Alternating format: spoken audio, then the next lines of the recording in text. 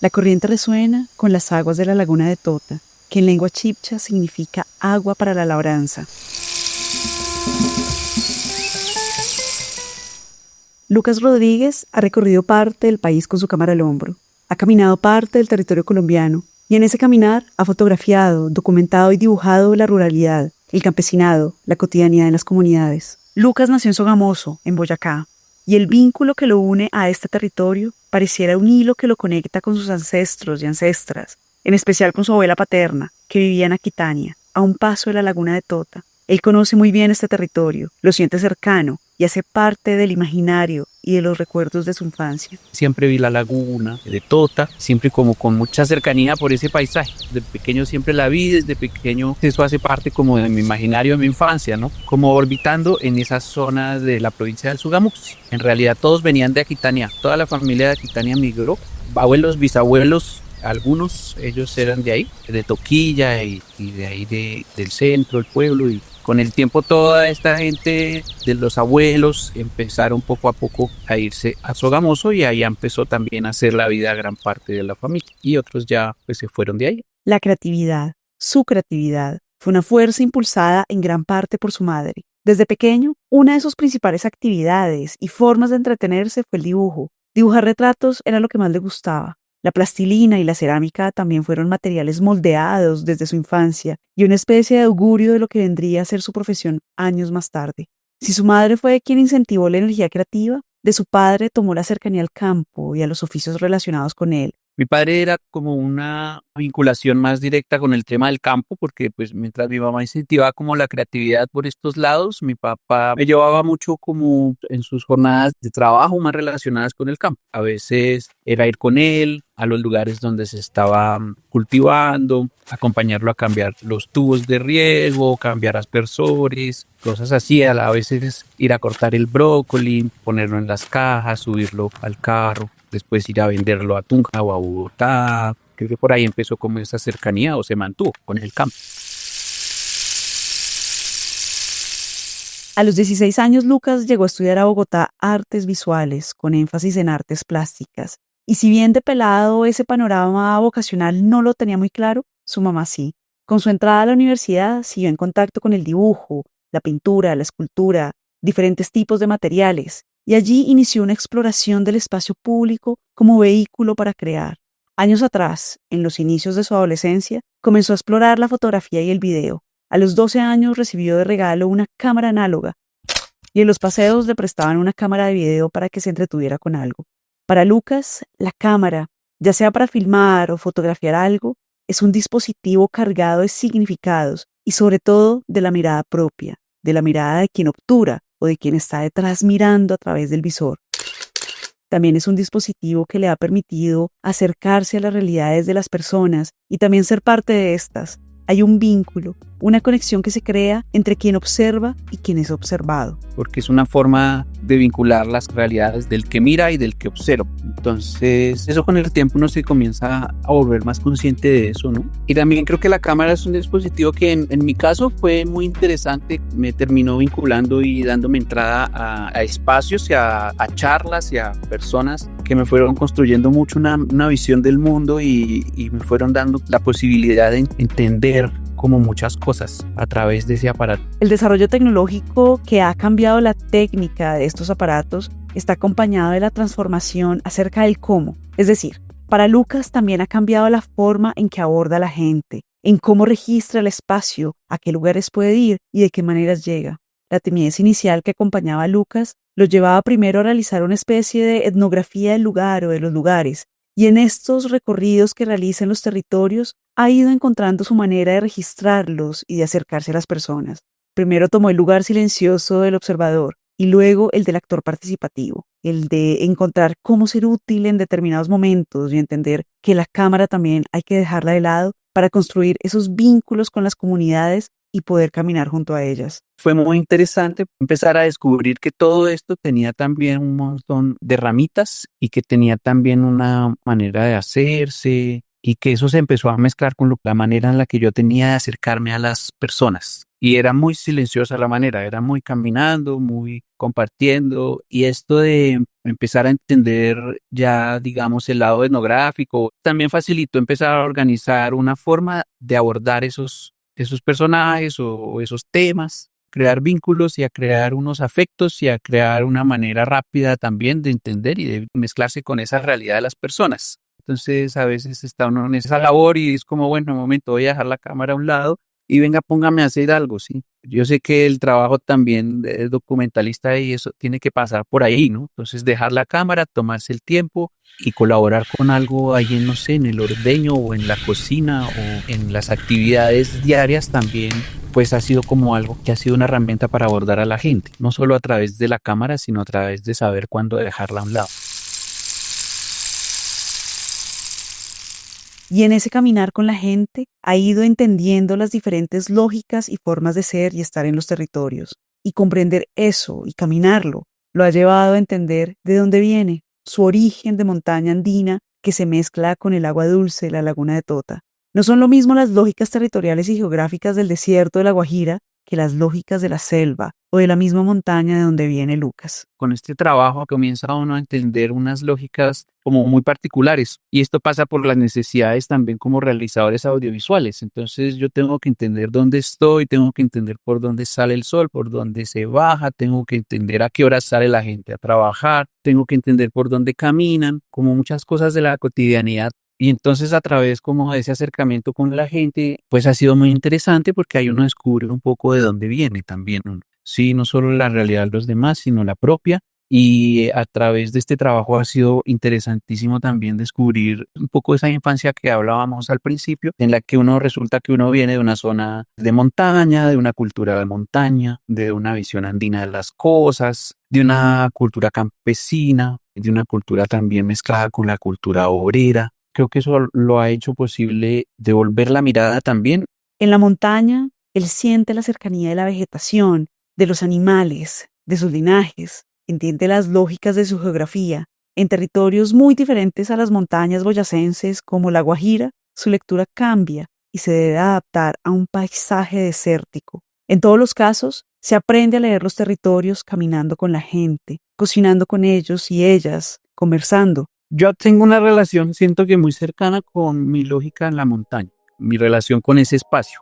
Entonces es como lo que es más cercano a mí, ¿no? La lógica de qué hacer si no veo, donde hay agua, cómo reconocer la vegetación, cómo leer el paisaje, por dónde van los caminos de los animales, por dónde van los caminos de la gente. Y es muy interesante porque cuando uno cambia de lugares, entonces tiene que empezar a adaptar todas estas lecturas también a otros sitios. Entonces se encuentra uno en lugares donde ya se empieza a complicar la cosa, porque por ejemplo uno dice, pero en La Guajira, ¿eso qué me va a perder allá? Y de pronto allá sí, claro, hay épocas de lluvia donde la vegetación crece un montón, hay épocas más secas, pero de todas formas si uno va con alguien, no sé, alguna vez me medio perdí un ratico allá siguiendo a unas señoras, se me fue muy adelante, me embobé con algo, cuando volví a ver no estaba y dije, ay, pucha, uno en el desierto se puede perder. Entonces, eso es muy interesante también, aprender a leer eso. Después la señora me explicaba, mire, si ve una culebra, me decía, hay diferentes tipos de culebra y usted tiene que aprender a leer cómo se mueven. Entonces, con un palo empezó a hacer los dibujos de cómo dejaban las huellas las culebras. Entonces fue como, ah, wow, eso nunca se me habría pasado por la cabeza, sino es de pronto, pues caminando con ella. En este caminar acompañado y acompañando, y en el registro o documentación que realiza en los territorios, Lucas se ha acercado a la ruralidad colombiana. Sus cámaras son vehículos que le brindan la posibilidad de explorar, entender y cuestionar el mundo con sus diversas realidades, y en especial la realidad del campo. Vivir en él le da la autoridad para afirmar que este está lleno de grietas, producto de las violencias y de las contradicciones que se materializan de diferentes maneras. Ya después, cuando empecé a vivir en Aquitania, pues de empezar a descubrir otro lado del campo ya, de vivir ahí, es terminar de confirmar que sí que el campo está bien roto, que el campo sí ha pasado por un montón de violencias que se han terminado normalizando y que por eso se ha terminado creando unos tipos de pensamiento que chocan mucho las lógicas a veces, ¿no? Con las realidades como un poco al margen del campo. Entonces, lo que he descubierto del campo es que sí, como la dignidad tan absurda que que se da en medio de una vida llena a veces de retos, de precariedades, de desigualdades, de violencias. Entonces es un poco lo que yo he ido entendiendo ahí como de esa ruralidad. Pasar como de, tal vez a veces, como de tan bello esto a, uff, esto también es muy agreste, ¿no? En este acercamiento a la ruralidad colombiana, Lucas también ha comprendido la conflictividad que lleva existiendo en el campo desde hace décadas. Un ejemplo de esto es la presencia de la industria siderúrgica en la provincia de Sogamuxi, de la que hace parte el municipio de Aquitania, y toda la problemática social y medioambiental que se deriva de este tipo de industrias. En la zona de la provincia del Sogamuxi, la realidad rural vino a entrar a luchar con unas fuerzas muy grandes, como en los 60, 50, que fue cuando se dio la época de la industrialización y de estas grandes empresas nacionales de cemento y de transformación de materiales para las siderúrgicas y esto. Entonces creo que también a través del trabajo pues fue entender que realmente lo que yo veía casi todos los días, que uno veía las montañas como con huecos y como ese hueco se iba volviendo más grande, entender que esto lo había normalizado y que en realidad esa ruralidad en la cual crecí estaba pasando por un montón de conflictos sociales, ambientales, ecológicos, económicos. Eso fue a través de ese trabajo, de ver también a veces los problemas en otros lados y volver a darme cuenta que esos mismos problemas estaban en los lugares que yo ya conocía. Ver esta realidad, ir a las marchas por la defensa del territorio y comenzar a documentar esta inconformidad de la población le dieron a Lucas una perspectiva más amplia del contexto. El ejercicio audiovisual de fotografía y de video aparece nuevamente como un dispositivo para mostrar lo que sucede, incluso para denunciar los abusos de las grandes industrias extractivistas. Y por supuesto, para difundir la dignidad de comunidades que tienen como bandera común el cuidado de un territorio y de sus recursos. Desde ahí como un poquito es llevar la cámara más cercana como a lo que sucedía contingentemente en las marchas, pues el descontento de mucha gente hay que tratar como de entenderlo desde ahí, grabar, editar.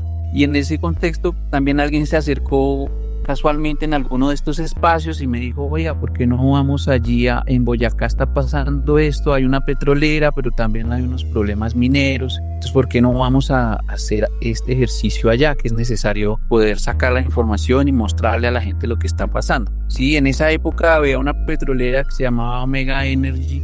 Había otra que se llamaba Maurel, pero yo nunca había escuchado de problemas petroleros en Boyacá. Tal vez mucha gente todavía hoy no ha escuchado en algunos sentidos eso, pero fue llegar allá y empezar a darnos cuenta pues, de que la gente en sus lugares estaba haciendo una defensa del territorio desde sus propias herramientas, algunas académicas, algunas de ir a pararse directo en la carretera y entonces pues darse cuenta que pues que sí la gente se está organizando, ¿no? Todo el tiempo. La gente está buscando cómo se le reconozcan los derechos que hay en esos lugares, a vivir tranquilos, a vivir bien, a que una petrolera no venga y haga una exploración y ponga un taladro y desplace a la gente y no la deje dormir por el ruido y un montón de cosas que suceden alrededor de eso.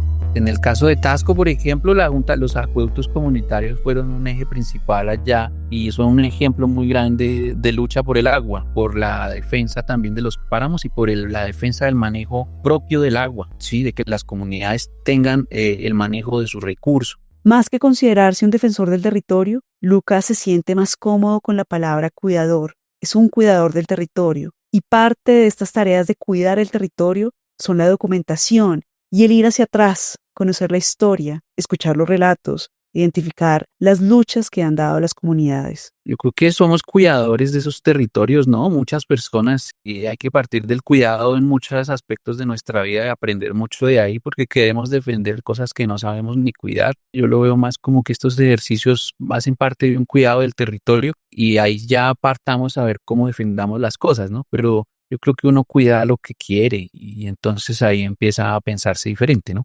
Creo que una consecuencia puede ser la defensa del territorio, pero creo que lo primordial es el cuidado de eso y aprender qué sucede allí, aprender cuáles son las cuencas, qué ha pasado con nuestros ríos, qué ha pasado históricamente con la gente, qué pasó productivamente con las personas, porque la historia es tan simultánea en tantas maneras de verse que pues es muy interesante también a través de la gente ir descubriendo qué pasó con los molinos, qué pasó cuando llegaron estas empresas siderúrgicas, cómo empezaron a echar mano del territorio. Entonces a los abuelos les tocó una cosa, después a los otros les tocó otra.